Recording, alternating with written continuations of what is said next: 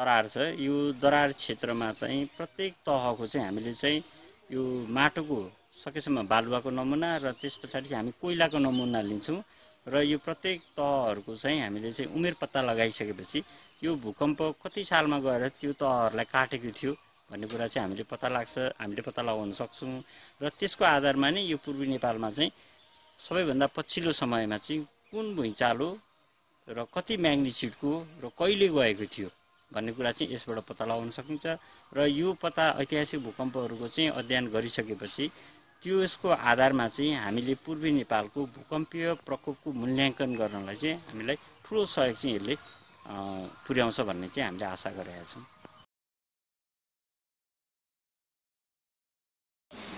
We can see the inflection in the ground surface that is produced by the earthquake in young sediment of the river floodplain. So it takes a lot of work to understand how to read the landscape, but all of us, the students and me, study to read the landscape to understand where the great Himalayan earthquakes come to the surface and break the surface. So you're standing on a fault scarp right now produced by earthquake, and we're just trying to figure out when it actually happened and how big it was. And with that information we can gain some insight into when the next one will be and how big they can be. The Gorkha earthquake from our studies last February are quite unsettling actually, because they show that we interpret that they show that the Gorkha earthquake was actually quite small relative to the size of earthquake that can be expected along the Himalayan frontal thrust. So the hazard wasn't diminished by the release of strain in the Gorkha earthquake, but rather just a symbol or a manifestation of the strain that's accumulating prior to another big one in the future. Our problem is we can't tell you exactly when they will occur, but we feel that in that portion of the Himalayan frontal thrust south of Kathmandu and beneath Kathmandu, that it's what we call in the later stages of the strain accumulation cycle, which means it's closer to having an earthquake.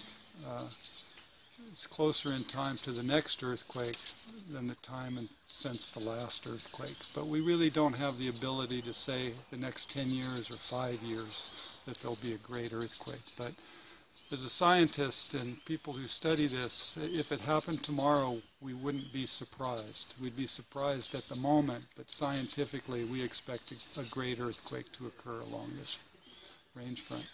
What we're standing on right now was very much similar to the floodplain of the adjacent river Ratukala.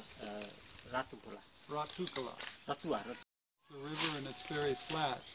As we come over here, there's actually a sharp bend in Gorkha भुइँचालो पछाडिको चाहिँ कुरा गर्दाखेरि भर्खरै हामीले गरेको केही अनुसन्धान टोलीले गरेको चाहिँ अध्ययनबाट के पत्ता लागेको छ भन्दाखेरि